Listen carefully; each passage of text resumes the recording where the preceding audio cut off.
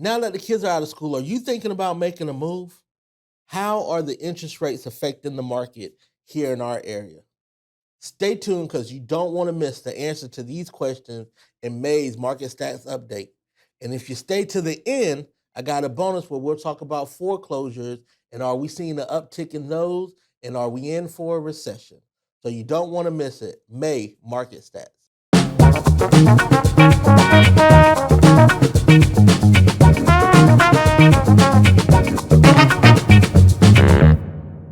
Hi, my name is Antonio Newton, your local realtor with the Newton Group at Coldwell Banker, and welcome to May's Market Stats.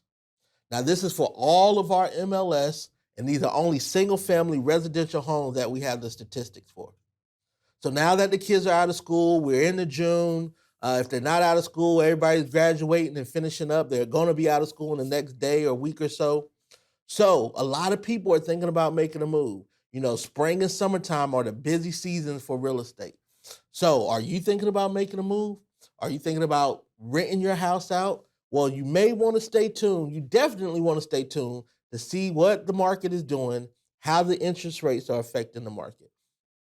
Today's rates for conventional FHA and VA are right under 5.5%. We wish they were 4.5%. Are right under 5.5%.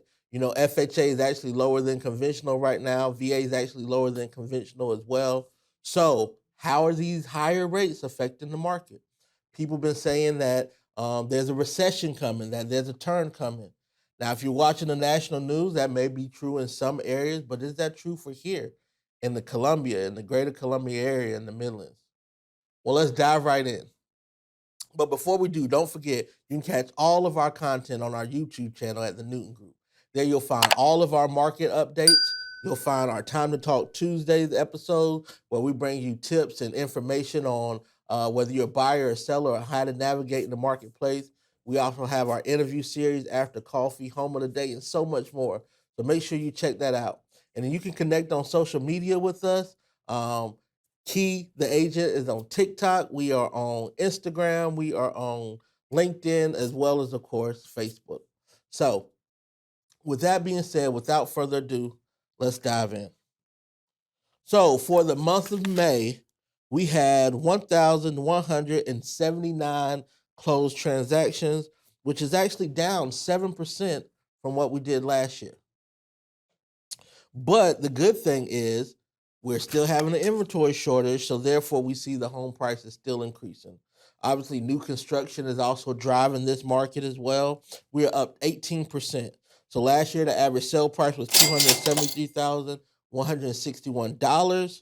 This year, or for this month, the average sale price was $321,631. 18% equity gain. That is fantastic. Once again, the average is anywhere between 3 and 7% over a 12-month period, and we're looking at 18%. So, if you haven't got a chance to watch out how you can take advantage of that equity that you have, watch our Time to Talk Tuesday episode about the equity that you have in your house, how you can take advantage of it if you don't want to sell. And then also, when you look at what we have available right now, 3% more than what we had last year at 2,590 versus 2,524.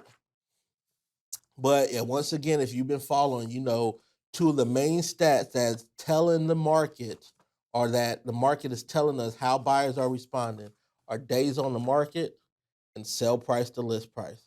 So this tells us how quick buyers are snatching up properties and how much they're willing to pay for it versus what it's listed at.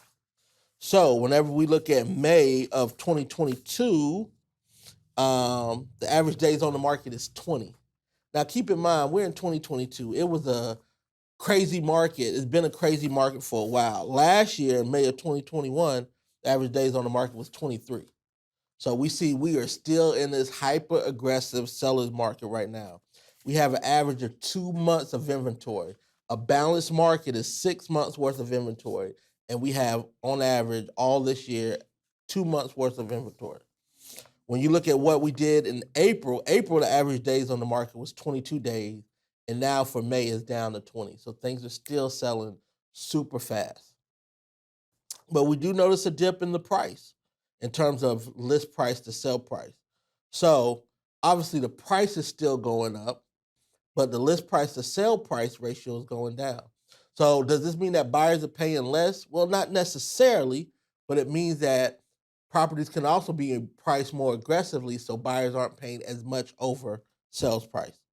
So the list to sales price, or the sale price to list price for May 2022 was 100.42%. So easy math. You got a house listed at 100,000, somebody's gonna pay 104.2 for that house. You know, 4.42% over list price. So sellers are getting what they ask and then some on top. And keep in mind, the majority of sellers are not paying closing costs either. So not only is the buyer paying all of their closing costs and their down payment if they have one, for a conventional or FHA loan, but they also may have to pay some on top of the list price or the appraisal price.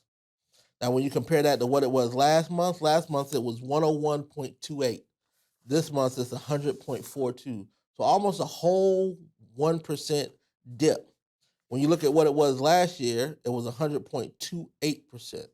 So we fall back to right around where it was last year. Now, once again, keep in mind these are May close stats, which means that these contracts were written in April and maybe some even in March. So it's really a rear view mirror look, not necessarily what the market is doing in May, but a reflection of what it was doing in March as well as April for these closed transactions in May. So, just like I mentioned to you, let's check out our chart that we do each week and break it down by price point because that's so critical.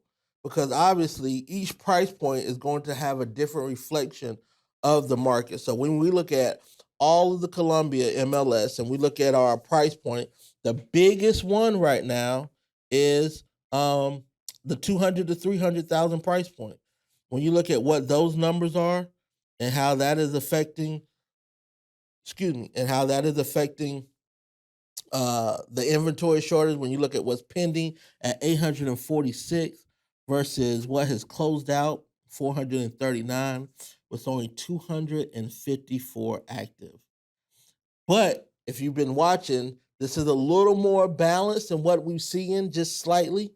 When you look at the 3 to 400 price point, obviously that is a little more in line. That 400 to 500, that one's a little more in line. So the biggest discrepancy right now is really that 100 to 300 price point.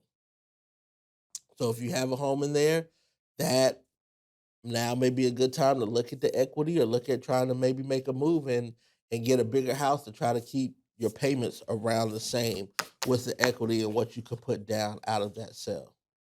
Now keep in mind this is a very bird's eye view data, and thank you for staying and watching. But as I told you, I have a nugget for you. So, talking about foreclosures, now that we're coming out of the tail end of the pandemic, a lot of people are saying they're going to wait for the market to crash and there's going to be a lot of foreclosures coming on the market. So, now this is something, since we're hitting this era, that we'll be starting to track. But just to give you some perspective, so in 2018, there was 502 sold foreclosed homes in our market. In 2019, it was 353. In 2020, it was 231. Now, keep in mind, that number is higher than normal or than what we've seen, but the pandemic didn't start until March. So some of these foreclosures were already in the process and already being marketed. In 2021, there was only 73 foreclosed homes sold. And right now in 2022, we're halfway through. We just started June, and there's only been 26 foreclosed homes with 15 pending and 7 that are currently on the market right now. So right now, there's still not a lot of foreclosed property that's out there for sale. We'll continue to track this data to see how this kind of changes. Obviously, foreclosed properties are sold at a lower price. So how does this affect the market evaluation? You also got to think without those foreclosures, that is also helping drive up the price because you don't have those discount properties or those distressed properties that are being factored into the MLS data. Some are still being sold like distressed properties, but they're being sold not through the MLS sometimes, so direct to consumer. And remember, these stats don't reflect any kind of for sale by owners or anything like that.